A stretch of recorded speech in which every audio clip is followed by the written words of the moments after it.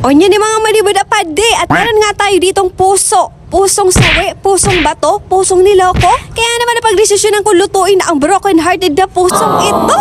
I will fix your broken heart. Charis, mulinaw na alang. Fixing a broken heart. There was nothing to say the day she left. Kaya naman pala binabagyo tayo. Butaks na boses man pang tawag ng tangkalan. Mulinaw na alang. And syempre mga maniba na pwede sinimulan ko na pag-repair sa pusong ito sa pamamagitan ng pagbalat sa kanyang makapal na balat. Yung akala mo na malaking puso pero pag nabalatan mo na, my goodness, saka mo na malalaman yung totoo niyang kulay. Sadit man sana pala, juts man sana pala. Siguro mga 10 tao mga gagani o mga kasifa. Charis. And now let's move on sa ating mga ingredients. We have here onion, bawang, bunay ni pa din at virgin coconut oil and the crispy fry. Siguro naman sa mga nakita mo ingredients, alam na mo na ang lulutuin ko. Malamang to sa title pa sa nabag-aaday. My goodness. Kailangan pala na manipis sa pagkakahiwa nito kasi nga gagawin natin itong burger patty. Dahil nga tios man sa nakita wala tayong budget sa pagbili ng giniling na baka at giniling na baboy, ito na lang ang gigilingin natin.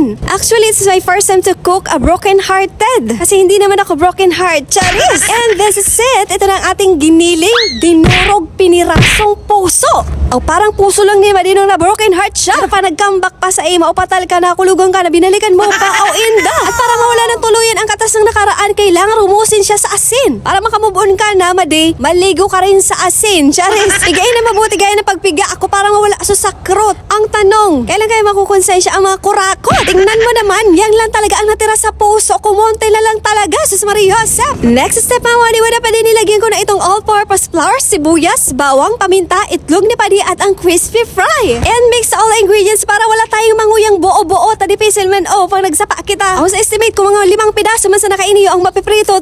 Bolinaw na alang. Mahal naman ba kay ang mapresyon kainiyo ade? Wala na nanguyan na baragyuhan na naman. Maray sana ang buhay ka mga aki kang kontraktor, ka mga korap na politician. Sana all, charis. Next naman nagpainit na ako dyan ng ating not virgin coconut oil para maprito na ito. But first, nagtry muna akong konti para malaman ko kung saan ba ako nagkulang. Saan ba? Charis. Kasi kulang pa sa timpla, ma-adjust ko na o maayos ko pa. Tabaka bagaw, prinito tanay ni Gabos ng turuta bang palan. Bawalas na. At sa aking pagtikim nga mabuti na lang at okay naman ang lasa. Kaya naman tinili-tili ko na dyan na pagprito para matapos na at makakain na tayo. Madali lang naman ang paggawa nito mga madiwada pa di, pero mahirap lang talaga maghanap ng puso. Lalo na yung pusong totoo at busila. Kadalasan kasi sa mga puso ngayon may mga heart attack na baga. Charis. Hira lang kasi yung puso walang bahid ng kasakiman. Puso ng saging na lang talaga ang may puso. At sa mga oras nga na yan, naluto na ang ating first batch na akala mo naman talaga may second batch pa para lima-limayam sa nagagay na mapaparito ko. Sa tingin mo pa lang talaga, mga madiwada pa di, masarap na. And now let's proceed sa ating pag-assemble sa ating burger. At dahil nga burger ito, syempre,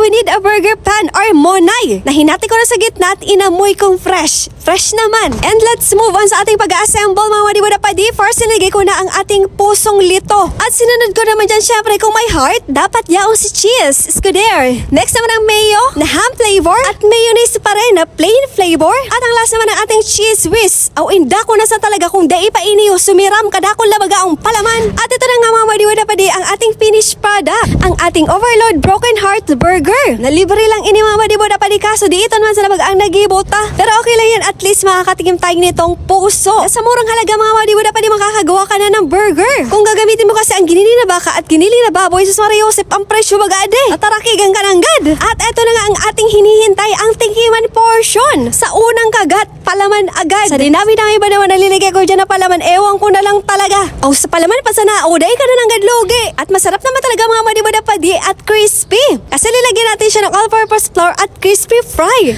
O sa kadakol baga o na palaman na binugtak ko dyan, nag-urula na baga. O niya niyang taharakog-hakog ka na baga umade. At itry naman natin itong broken-hearted patty. Kung kumusta naman ang lasa niya na walang ibang palaman. At base nga sa akin palasa mga madibada pa di, masarap siya, kalasa niya naman yung giniling na baboy. The perfect ito na pang-ulam. At salamat sa panunood mga madibada pa di. Sa muli ito si Roy sa Vlogs, ang barag-barag na babae ng Tabaco City. Bulinaw na alang.